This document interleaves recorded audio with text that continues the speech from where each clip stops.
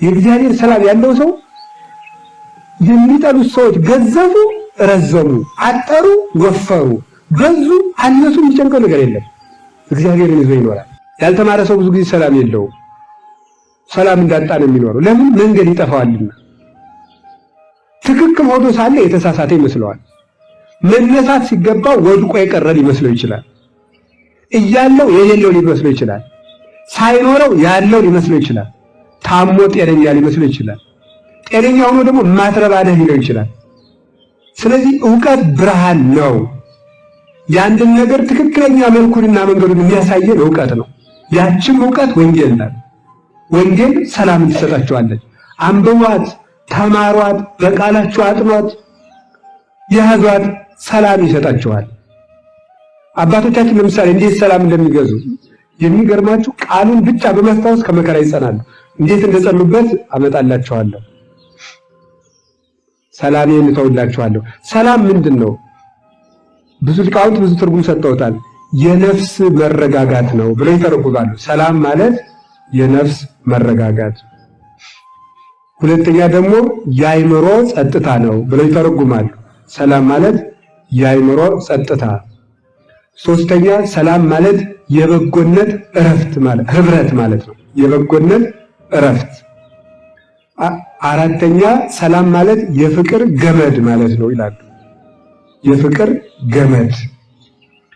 አምስተኛ ሰላም ማለት ጽኑ ተስፋ ማለት ነው ይላል። ጽኑ ተስፋ። ለሰው ሰላምን የሚሰጠው እነዚህ ናቸው። የአእምሮ ጸጥታ፣ የነፍስ ስክነትና መረጋጋት፣ የበጎነት ህብረት፣ የፍቅር ገመድ፣ ጽኑ ተስፋ። እነዚህ ለሰው ልጅ ሰላምን ይሰጡታል። አላችሁ የላችሁም? አላችሁ? እግዚአብሔር ከሁላችን ጋር ይሁን። ሰላም ማለት እነዚህ ናቸው። እነዚህን ያገኘ ሰው የነፍስ ስክነት ወይም የነፍስ ረፍት፣ የነፍስ መረጋጋት የሚመጣው ነፍስ ሁልጊዜ ሩጫዋ እግዚአብሔርን በማግኘት ላይ ነው። ነፍስ ከእግዚአብሔር ጋር ስትገናኝ ሰው ሰላማዊ ይሆናል። በነገራችሁ ላይ ሰይጣን ክርስቶስ ከሰዎች ጋር እንደሌለ የሚያረጋግጥበት አንዱ ማረጋገጫው ሰላም የለሽ መሆናቸውን በማየት ነው። ሰላም የሌላቸው ሰዎች ክርስቶስ ከነሱ ጋር እንደሌለ ምስክሮች ናቸው።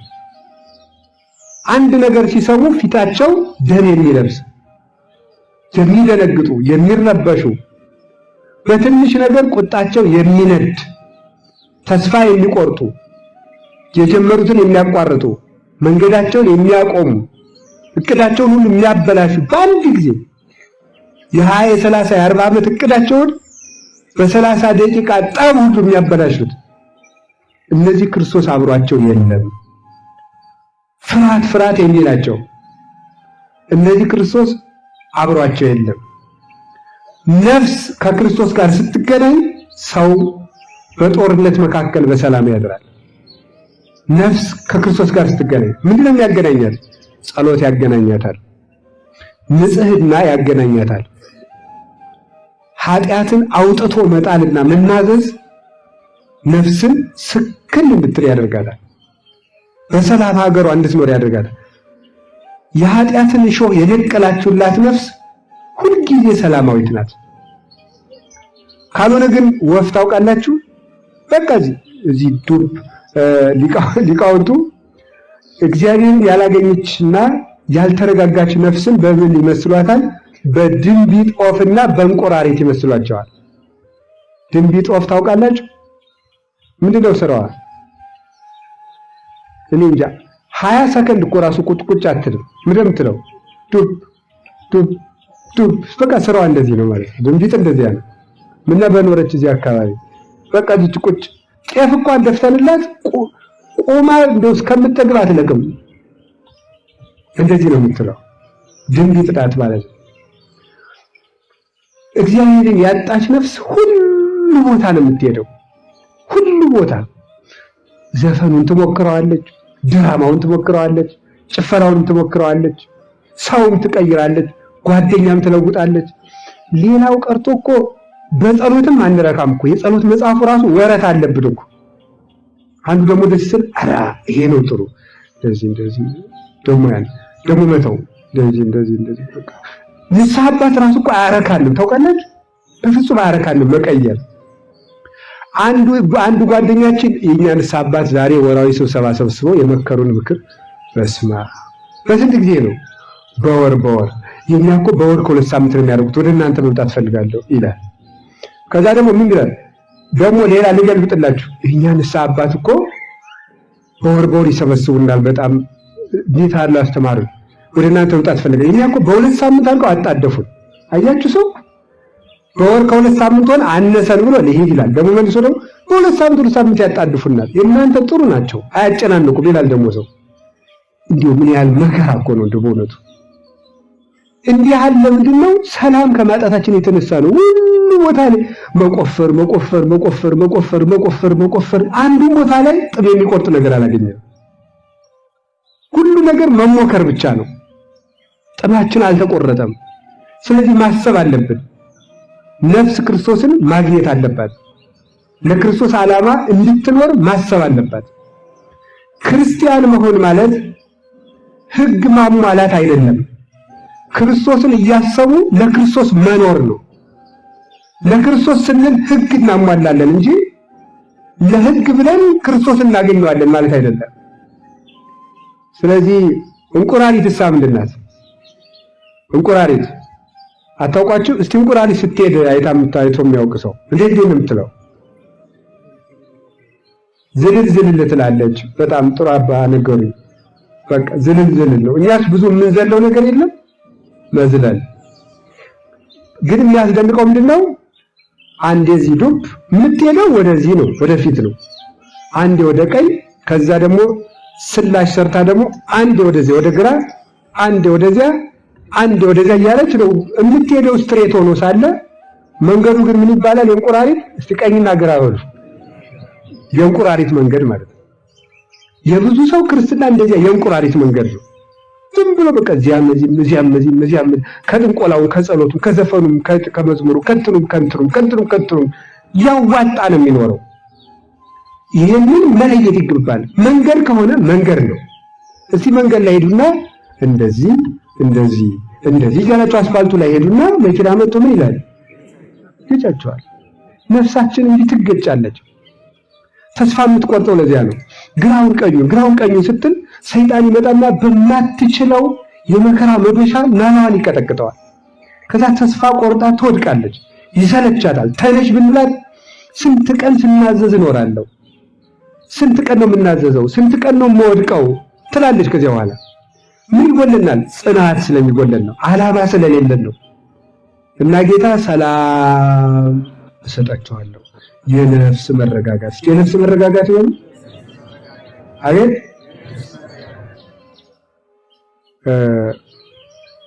ለምሳሌ አሁን እንደው ካለ መረጋጋታችን የተነሳ እኮ ጨርሰን ማዳመጥ እንኳን ራሱ እኮ አንችል ወይም ምናምን በቃ ላይ ድረስ እኮ ነው በእውነቱ ማለት ነው። እንዴ ብሉት ብያውን እኔ ብናገር ብሉት ብል ምኑን የሚል የለም። ዝም ብሎ ሄዷል። ምን እንደሚለው አውቅ ሰው ልትበሉ ነው እንዴት ሰው እንደማይጠይቅ ግራ አይገባችሁ? ምኑን አይልም ብሉት ይባላል። ቢሄድ ነው ያን ነገር ብሉት ብል ይሄድና ምን ይበላው?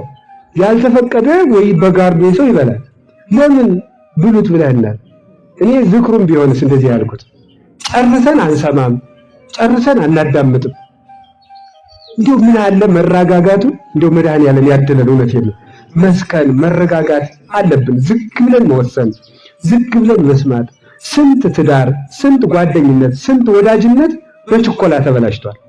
ባለመረጋጋታችን ምክንያት ብዙ ነገር አበላሽተናል። ብዙ ውሳኔዎች የተበላሹ ናቸው። ቸኩሎ መግባት፣ ቸኩሎ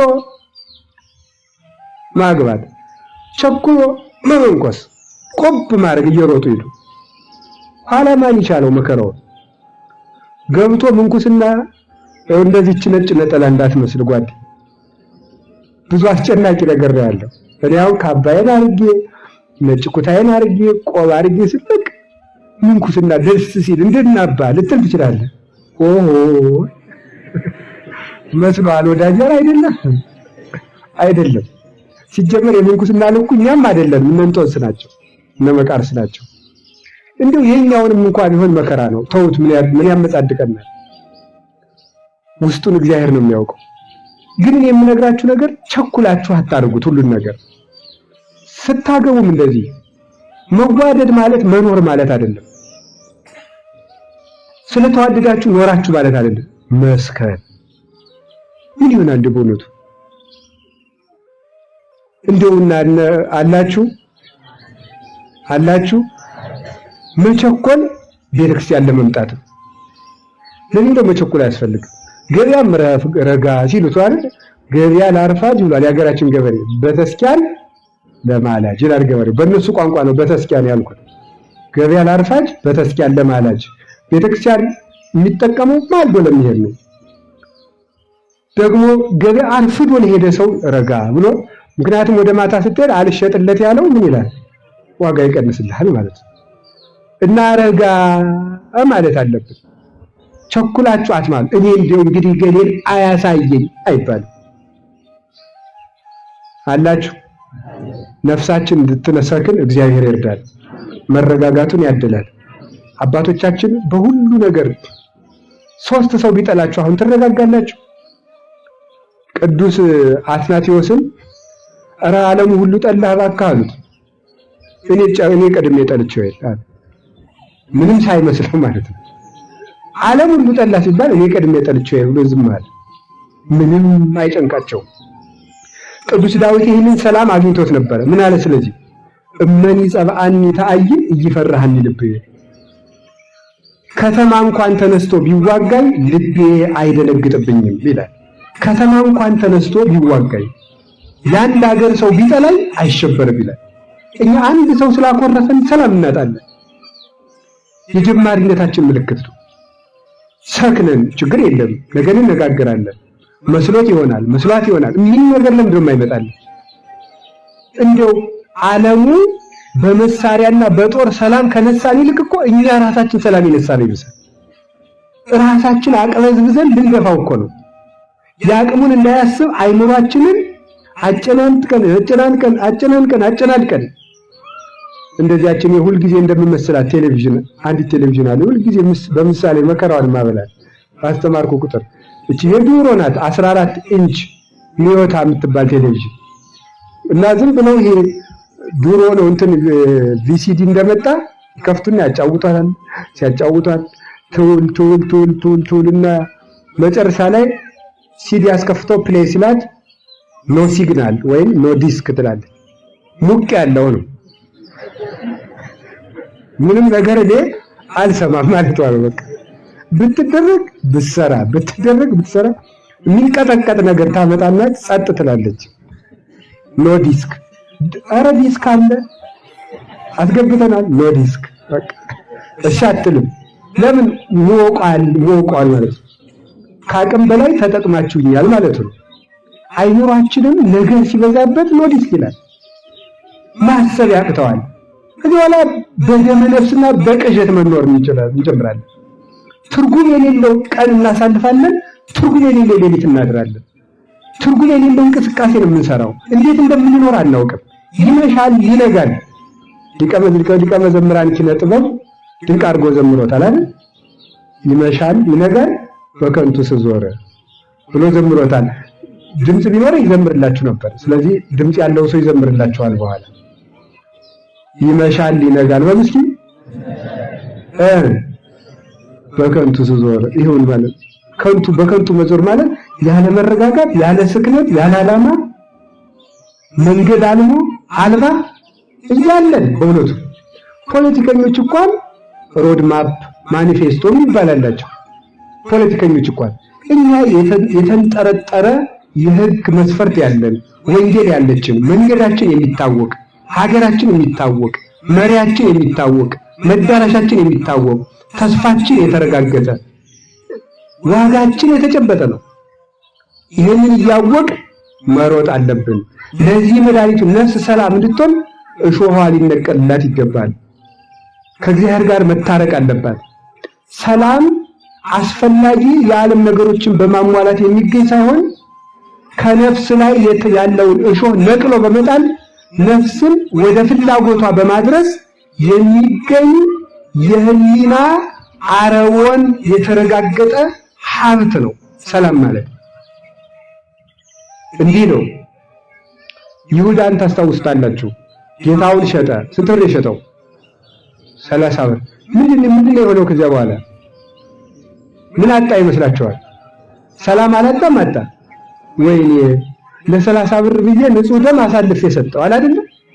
ለ30 ብር ብዬ ንጹህ ደም አሳልፌ የሰጠው ተበጣበጠ።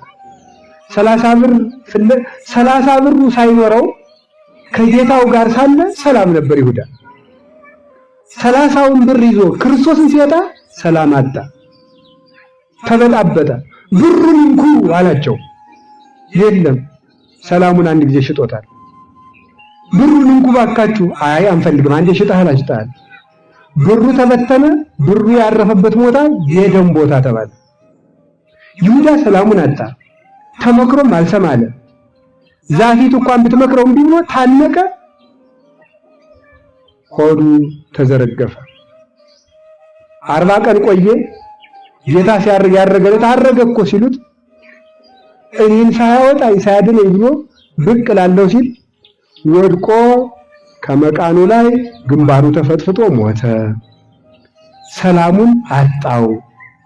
ከፈጣሪው ጋር የታረቀው ግን ይፈራ የነበረው ቅዱስ ጴጥሮስ አላውቀውም አለ። እዚህ ሰው ጋር ነበርክ አለችው። አይ እኔ እምትይውን ሰው አላውቀውም። ወጡ ስባት እንዲሁ ክርስቶስን አላውቀውም እንኳን አይደል ያለው፣ እምትይውን ሰው ብሎ አላውቀውም ማለት ኋላ ምንድን ነው የሚለው? ወወጣ ጴጥሮስ ወበከየ በካየ መሪረ። ቅዱስ ጴጥሮስም ወጥቶ መራራ ለቅሶን አለቀሰ ነው የሚለው። መራራ ለቅሶን አለቀሰ ክርስቶስን አላውቀውም ስላለ። ነፍስ ሁከት የሚገባት ክርስቶስን አላውቀውም ያለችለት ነው። ክርስቶስን ትታ ገንዘብ የተካችለት ሰላሟን ታጣለች። አለቀሰ። ሲያለቅስ ጌታ ያን ጊዜ አይ መድኃኔዓለም ቸርነቱ እኮ ዶሮውን አስጮኸለት። ቅዱስ ጴጥሮስ እንዲያለቅስ ዶሮው ሲጮህ ትዝ አለው። የጌታው ቃል ሲያስታውሰው እንባው ዝርግፍ ብሎ ሲወጣለት ሰላም አገኘ። አላውቀውም ብሎ ነፍሱ ላይ የተከላት እሾህ ተነቅላ ወደቀችለት ማለት ነው። አሁን አወቀው። መጣና ከትንሣኤ በኋላ ጴጥሮስ ተወደኛለህ? ጌታዬ እንደወድህ አንተ ታውቃለህ ብሎ ተናገረ። ያንን ሰላም ሰጠው። ያን ሰላም ስለሰጠው እዩም ማዝኖላችሁ አንዲት እሳት የምታነድ ብላቴና አላውቀውም ክርስቶስን አላውቅም ያስባለችው ይፈራ የነበረው ፈሪው የነበረው ቅዱስ ጴጥሮስ በሮም ንጉሥ በኔሮን ዘንድ ሰይፍ ሲቀርብለት እንዲያውም ቀና ብዬ ከተሰቀልኩ ጌታዬን መተካከል ይሆንብኛል፣ ዘቅዝቃችሁ ስቀሉኝ ማለት ያችን ሰላም ስላገኛት ማለት ነው። ክርስቶስ አብሮት ያለ ሰው ሰይፍ ሽልማቱ፣ እስራት ገንዘቡ፣ ስደት ርስቱ ነው። ክርስቶስ አብሮት ላለው ሰው ለዚህ ነው ቅዱስ ጳውሎስ መታሰርን እንደ ክብር የሚጽፈው። እኔ ቅዱስ ጳውሎስ የሚደንቀኝ እኔ ያደነኩት አይደለም፣ ቅዱስ ዮሐንስ አፈወርቅ ሲያደንቅ ሰምቼ ነው ያደነኩኝ። ምን ይላል? ጳውሎስ ሙቁሁ ለእግዚእነ ኢየሱስ ክርስቶስ፣ የክርስቶስ እስረኛ ከመሆን ከኔ ከጳውሎስ የተጻፈች መልእክት ይላል። የክርስቶስ እስረኛ ከመሆን ከኔ ከጳውሎስ የተላከች መልእክት። ይህ በክርስቶስ ፊት መታሰሩን እንደ መኩራት ገሎ ሰልቦ እንደሚፈክር እንደሚያገር ጀግና እንዳረበኛ ይመካበታል። ለክርስቶስ መታሰር ራሱ ድል እንጂ ሽንፈት አይደለም። ሞት ራሱ መኖር እንጂ መውደቅ አይደለም። ለክርስቶስ ከሆነ ክርስቶስ ሰላም ስለሆነ አላችሁ። እግዚአብሔር ይህንን ሰላም ያድላል። ሐዋርያትን ያጸናቸው ያ ሰላም ነበረ። ቅዱስ ጳውሎስን የሚያጸናው ያ ሰላም ነበረ። እንዲሁም ምንድነው ወረሰይክዎ ለኩሉ ከመዕዳው፣ ሁሉንም እንደ ምናምንቴ ነው የምቆጥረው ይላል ቅዱስ ጳውሎስ። ሁሉንም እንደ ምናምንቴ በባልንጀሮቻችን ዘንድ እንደ ግና ጨዋታ ሆን ይላል ቅዱስ ጳውሎስ። ከመኳሄላ እንደ ግና ጨዋታን ይሄኛው ሲመታት ያኛው ሌላ ይዞ ይጠብቃታል። እነ ቅዱስ ጳውሎስም አይሁድ አሰቃይተዋቸው አሕዛብ ይጠብቋቸዋል። አሕዛብ አሰቃይተዋቸው አይሁድ ይጠብቋቸዋል። እንደ ጥፍር ድፎን ያንን በየቦታው እንደሚደፉት በየቦታው እየደፉ ይጥሉናል ይላል ቅዱስ ጳውሎስ። እንደ ዓላማ የወታደር የጥይት መፈተኛ እንደሚሆን የማንም የጉልበት መፈተኛ ሆን። ሁሉ ለሞት ይመለከተናል፣ ሁሉ ለመግደል ያየናል። ደጅ ላይ እንደወደቀ እንጨት ሆን። ያ የስለት መፈተኛ እንደሆን የሰው ሁሉ ጉልበት መፈተኛ ሆን ይላል። ይሄን ሁሉ እያደረግን ንትሜነን ወይን ሐስር እንናቃለን፣ ግን አንዋረድም። እንቸገራለን፣ አንጨነቅም። በየቀኑ እንሞታለን። ኧረ ይገርማል ይሄ ነገር። እንዴት ነው ሰው በየቀኑ የሚሞተው? በየቀኑ እንሞታለን ያ ቅዱስ ጳውሎስ። ምክንያቱም ምን ማለት ነው? በየቀኑ ለሞት የሚያደርስ መከራ ያደርሱባቸዋል። ይህንን ሁሉ እያደረግን አለ መኑ ያድገነ ፍቅሮ ለክርስቶስ፣ የክርስቶስ ፍቅር የሚቀማን ምንም የለም አለ። እንዴት ለምን ያልተቀሙት? ያችን ሰላም ቅዱስ ጳውሎስ አግኝቷት ስለነበረ ነፍሱን ከስጋው አስታርቆ ከፈጣሪው ጋር ተገናኝቶ ስለነበረ ቅዱስ ጳውሎስ ሰው ሁሉ እየገረፈው እሱ ሰላማዊ ነው። በሮም አደባባይ ለሰይፍ ሲቀርብ ፊቱን እንደ ብርሃን እያበራ እየዘመረ ነበር የቀረበው። አንገቱን ሊቆረጥ ሁሉ ደስ ብሎት አንገቱ ተቆረጠ።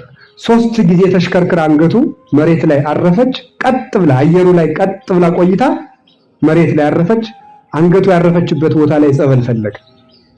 ዛሬ ድረስ አለ ሮም ቫቲካን ውስጥ ያፈለቀው ቅዱስ ጳውሎስ ጸበሉ። ያንን ሰላም አግኝተው ስለነበረ ለደቀ መዛሙርቶቻቸው አወረሷቸው፣ ለእነ ጢሞቴዎስ አወረሷቸው፣ ለሌሎችም ሰጥቷቸው። ሐዋርያትን ያጸናው ሰላም ይሄ ሰላም ነበረ። በሌለ የሚያኖር ነው የእግዚአብሔር ሰላም። በሌለ ያኖራል። በሌለ ነገር ውስጥ ሀብታም ያደርጋል። ሰራዊት ሳይኖር ደፋር ጀግና ያደርጋል። ታስረው ነገ እስከምንገላቸው ድረስ ወይም የሞት ፍርድ እስከምንፈርድባቸው ድረስ ወህኒ ቤት ገብተው ይደሩ ተብለው ቅዱስ ጳውሎስና ቅዱስ ሲላስ እስር ቤት ውስጥ ተጥለው የእስር ቤቱ ግድግዳ እስኪነቃነቅ ድረስ በደስታ ይዘምራሉ። ወይ መታደር እናንተ! ነገ ትገደላለህ ተብሎት እንዲህ ብሎ የሚዘምር ነፍስ የት ነው የሚገኘው? እንዲህ ብሎ ይዘምራሉ። ቤቱ በብርሃን ተሞላ። የእስር ቤቱ ደጃፍ ያለ ከፋች መዝጊያው ሳይሰበር ቦግ ብሎ ተከፈተ። ቅዱስ ጳውሎስና ቅዱስ ሲላስ እንዲህ ድል እስኪነሱ ድረስ። ይህ ሰላም ማን የሰጠው ሰላም ነው? ክርስቶስ የሰጠው ሰላም። እና ቅዱስ ጳውሎስ ሲጽፍ ዝም ብሎ ሰላም ለእናንተ ይሁን እያለ የሚላቸው ይችል ነበረ። ሰላም ለእናንተ ይሁን። የትኛይቱ መልእክታቱ መጨረሻ ላይ ሰላምና ጸጋ ይብዛላችሁ ይላል። ለሮም ሰዎች ይጽፍላችሁ እግዚአብሔር አምላከ ሰላም ይቀጥቅጦ ለሰይጣን ታይተ እገሪክሙ። የሰላም አምላክ እግዚአብሔር ሰይጣንን ከእግራችሁ በታች ይቀጥቅጥላችሁ ይላቸው ነበር። የሰላም አምላክ እግዚአብሔር ይላቸዋል። ስለዚህ እግዚአብሔር ሰላም ስለሆነ ያን ሰላም ለሐዋርያት ሰጣቸው፣ ለሰማዕታት ሰጣቸው። ቅዱስ ቂርቆስ ሊታረድ ሊገደል ሊቸነከር ከንጉሱ ፊት ሲቀርብ ይገርማቸዋል እኮ ፊቱ እንደ ፀሐይ ያበራል። የ3 ዓመት ልጅ እኮ ነው። ፊቱ እንደ ፀሐይ ነው የሚያበራው። ንጉሱ ምንድነው ያለው? አንተ ብሩህ ሕፃን ሰላምን የተሞላህ ሰላም አንተ ይሁን፣ ደስታ ሁሉ አለህ አለው። አዎ ለኔ ሰላም ይገባኛል፣ ላንተ ግን ሰላም አይገባህም። አልቦሙ ሰላም ለረሲአን ይላል ኢሳይያስ። ለዝንጎች ሰላም የላቸውም ይላል። አንተ ልጅ ምላስህን የምቆርጠው አድርገው። ለምን? ስጋችሁን የሚገሉትን አትፍሩ ብሏል እኮ ጌታ ነው። የ3 ዓመት ልጅ እኮ ነው። ያችን ሰላም አግኝቷት ስለነበረ እንዲሁ ይገርባችኋል እኮ ዓይኑን፣ ጆሮውን፣ ምላሱን ሁሉ ቆርጠው የጋለ ብረት ወደ ሰውነቱ ከተውበት መራራ ቅጠል በጥብጠው ወደ ጉሮሮው ሲግጡት ቃልህ ለጉሮሮ የጣፋጭ ነው ይላል። ለምንድን ነው ሲባል ያንን ሰላም አግኝቶት ስለነበረ። ከቃሉ ጋር ናችሁ? እግዚአብሔር ከሁላችን ጋር ይሁን። የሰማዕታት ሕይወታቸው በእግዚአብሔር ሰላም ላይ የቆመ ነው። ሌሎችንም ያቸው እነ ቅድስት አርሴማን ስታዩአቸው እሳት እየነደደ እዚህ እሳት ነው የምወረውርሽ ሲል ምንድን ነው የምትለው? ወርቅ እሳትን ያጠራዋል እንጂ ምን ያደርገዋል ነው ያለችው ማለት ነው። እንዴት ነው ግን እሳትን መተኮሻ ሳይሆን መጥሪያ አድርገው የሚቆጥሩት? የእግዚአብሔር ሰላም አብሯቸው ስላለ። እናቱ ስትፈራ የቅዱስ ቂርቆስ እናት ቅድስት ኢየሉጣ ስትፈራ የፈራች ምን ይመስላችኋል? ተስፋ ጎሏት ነበረ። ሰላም ማለት ተስፋ ነው አላልኳችሁም? ተስፋ ያለው ሰው አይፈራም። እስኪ አንድ ጊዜ አንድ ወሬ ላውራችሁ። ኢትዮጵያና አንዲት ሀገር አያደርገውና ተጣልተው የሌላ ሀገር ሰራዊት ቀርቧል ብትባሉ ትፈራላችሁ አትፈሩ? ብሉ ገርኝ እንጂ ወይም የሱዳኑ የሌላ ሀገር ወይም የፈለጋችሁት አድርጉት፣ ኬንያም በሉት ምን አንታርክቲካም አድርጉት፣ ትፈራላችሁ አትፈሩ? ፈርታችሁ እያለ ደግሞ የኢትዮጵያ ሰራዊት እኮ 500,000 አሁን እዚህ ተደፋ ሲባል ምን ይላችኋል? አቤት ለምን ነው ደስ የሚላችሁ? እነሱ አሉልን። አያችሁ፣ ይሄ ምንድነው? ተስፋ። እነሱ ያሸንፉልናል። እግዚአብሔር አለልኝ አትሉም ወይ? ተስፋ ሰላምን ይሰጣል የሚባለው ለዚህ ነው። የምናየውን ነገር ተስፋ እናደርገዋለን፣ ግን የምናየው ነገር ደግሞ ይጠፋና ተስፋ ይነሳናል። ተስፋ ሰላም ይሰጣል።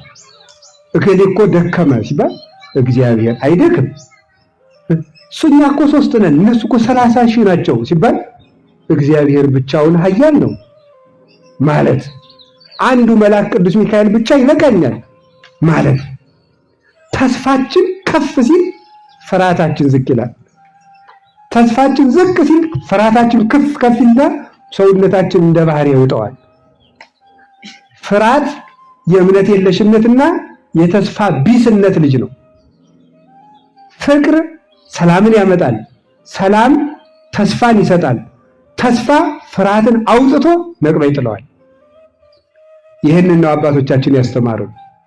እነ ቅዱስ ገላውዲዮስ የሁሉ ሲደረግባቸው ሲሰቃዩ ጎኑን በጦር ሊወጋው ንጉሱ ቆሞ፣ ዛሬ ቅዱስ ገላውዲዮስ ረፍቱ ነው ሰኔ 11 ቀን ንጉሱ ሊወጋው እንዲህ አድርጎ ጦር እየሰበቀ እያለ እሱ ግን የክርስቶስን ሕይወት ብቻ ነበር የሚያስበው፣ የክርስቶስ አደራ ብቻ የሚያስበው። ስለዚህ ምን አደረገ? ወደ ክርስቶስ ልትሸኘኝ ነውና ፈጥነህ አድርግብኝ አለው። ወጋው፣ ጎኑን በጦር ተወጋ፣ ወደሚወደው ፈጣሪው ሄደ። እንዴት ነው የማይታወቁ? የቅዱስ አግናጢዮስን ሕይወት ስታስታውሱት ግርም ይላቸዋል። በእነ ቅዱስ የኛ ዘመን ክርስትና እኮ ዓለም ነው።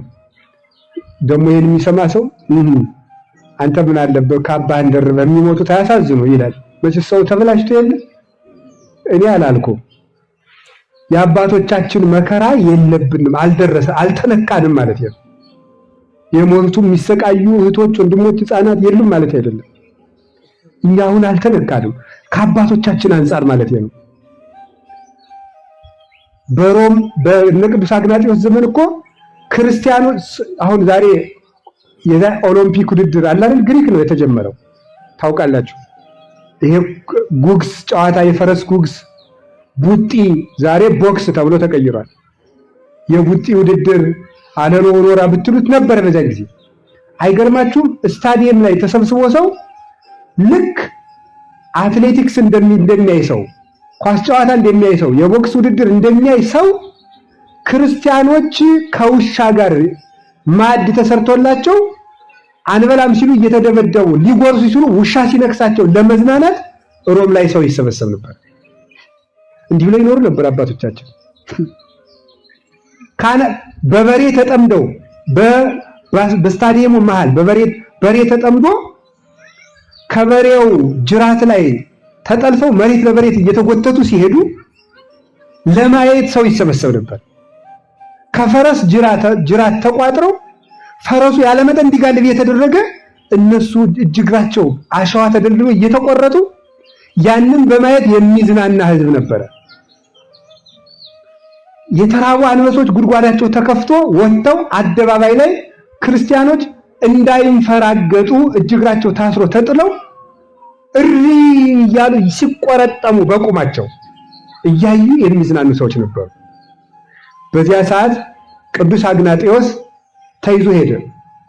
የቅዱስ ዮሐንስ ወንጌላዊ የትምህርት ልጁ ነው። ጌታም ታቅፎ ያስተማረበት ሕፃን ነው ይላሉ ሊቃውንቱ። እና ሊገሉት አንበሶቹ ሲፈቱ ምዕመናን ሄደው ኧረ እባክህ ጥቂት ቀን እንድታስተምረን ሌላ ቦታ ዘወር ብለህ ቆይ እባክህ አትሙት አሉት። ምን ያለ ይመስላችኋል? ወደ ጌታዬ ከመሄድበት መንገድ ላይ አትቆሙብኝ አላቸው። ይገርማል እኮ አንበሶቹ እያገሱ ደግሞ የሚገርመው ደግሞ ክርስቲያኖችን ያለ ርህራሄ ቶሎ እንዲቆረጥሟቸው አንበሶቹ ጦማቸው እንዲሰነብቱ ነው የሚደረገው። ወደ ጌታዬ የሚሄድበት መንገድ ላይ አትቆሙብኝ አላቸው። የአንበሶቹ ጥርስ ወፍጮ ሆኖ እኔ ስንዴ ሆኜ ተፈጭቼ ለጌታዬ መስዋዕት ሆነዋለሁ። እንዲህ ብሎ ሄደ ደስ እያለ። ምዕመናንም በዚያ ሰማዕትነትን እየጸኑበት ይሄዱ ነበር። አንበሶቹ ትግል ገጥመው ሰግደው መልሰው በሉት። አክብረው መጨረሻ ላይ በሉ። ዛሬ ሞትን ታግሎ ከጣለ ሰው መቃብር ላይ ቆመን ክርስትናን እንኖራለን አለ ቅዱስ ዮሐንስ አፈወርቅ ከመቃብሩ ላይ ቆሞ ሲያስተምር። ከቅዱስ አግናጤዎስ መቃብር ላይ አንበሳን እንደ ወፍጮ ራስን እንደ ስንዴ አድርጎ መስዋዕት ልሁን የሚያሰኝ ልብ ከየት የተገኘ ነው? ከክርስቶስ ሰላም። እስኪ ከክርስቶስ ሰላም በሉ። ከማን የመጣ ነው? ከክርስቶስ ሰላም። አባቶቻችን መከራ ያስቻላቸው ሰላም ይባላል። ያም ሰላም የመድኃኔዓለም ሰላም ነው። ያንን ሰላም የምናገኘው አንድ እንዳልኳችሁ ምን ማለት ነው? ነፍስ ውስጥ ያለን ኃጢአት አንድ ተግባሩን በማቆም ሁለት የሰራነውን አውጥተን በመናገር በዚህ ነፍስ ከእግዚአብሔር ትታረቃለች። ሁለተኛ ስጋውን ደሙን መቀበል አለብን። ሶስተኛ የእግዚአብሔር ቃል በልቡናችን ሊሰፍንብን ልንይዘው ይገባል። አራተኛ ከመንፈስ ቅዱስ መለየት የለብንም። መንፈስ ቅዱስን የምናገኘው ከየት ነው? ከቤተ ክርስቲያን ነው የምናገኘው። ኪዳን ሲደረስ ካህኑ ምን ለሁላችሁ ይሁን የሚል ይመስላችኋል? በሉ እንጂ ድገሙኝ እንጂ ጨምሩ። እሺ ዓመት ሙሉ ቤተክርስቲያን ኪዳን ይደረሳል አይደረስም? ስለዚህ ሰው ኪዳን በተደረሰ ቁጥር ኪዳን ላይ ከተገኘ ኪዳን ባስደረሰ ቁጥር የማንን ሰላም ያገኛል? የእግዚአብሔርን ሰላም ያገኛል። ያ ሰላም ቤተሰቡን ከውከት ይጠብቃል። ያ በክርስቶስ የተገኘ ሰላም ከመረበሽ ይጠብቃል፣ ከአጉል ሞት ይጠብቃል። የሀገርን ሰላም የሚያመጣው የክርስቶስ ሰላም ነው። የክርስቶስን ሰላም ክርስቲያኖች ሲያገኙት ሀገር ደግሞ ከክርስቲያኖች ሰላም ታገኛለች። ክርስቲያኖች ከክርስቶስ ሰላም ሲለዩ ሀገር ደግሞ ሰላም የለሽ ትሆናለች። ሰላምን ማምጣት የምንፈልግ ከሆነ ማምጫው ማስቀደስ፣ ኪዳን ማስደረስ፣ ወንጌል ጋር መኖር፣ ስጋው ደግሞ መቀበል፣ ሀብተ መንፈስ ቅዱስን ገንዘብ ማድረግ እና መታረቅ። እስኪ መታረቅ በሉ እና አለመቅናት። እስኪ አለመቅናት በሉ። ሰውን ሰላም የሚነሳው ምንድን ነው? ቅናት። እንደ ቅናት ያለ በሽታ የለም። ሰውን በጣም ነው የሚቀናው እኮ ይገርማቸዋል። በተለይ ደግሞ ሴትና ቄስ ነው አሉ የሚቀና። እውነት ነው። ሴትና ቄስ በጣም ነው የሚቀናው፣ የታወቀ ነው። ይሄን ብዙ ጊዜ እናገራለሁ። እቀናለሁ። አሁን አንዲት ልጅ መጣ፣ አባ እንዲያው አባ ገሌ ንስሐ አባት ላደርጋቸው ነበረ ምን ይላሉ ብትለኝ፣ ጥሩ አባት ናቸው ብትለኝ፣ ጥሩ ናቸው ግን ብዙ ጊዜ አይገኙም እላለሁ። ለምን እንደዚህ ያምለው? የኔ እንድትሆን ማለት የኔ ልጅ እንድትሆን ማለት ነው። እንደዛ ልጅ ይችላልው ለማበላሸት ማለት ነው።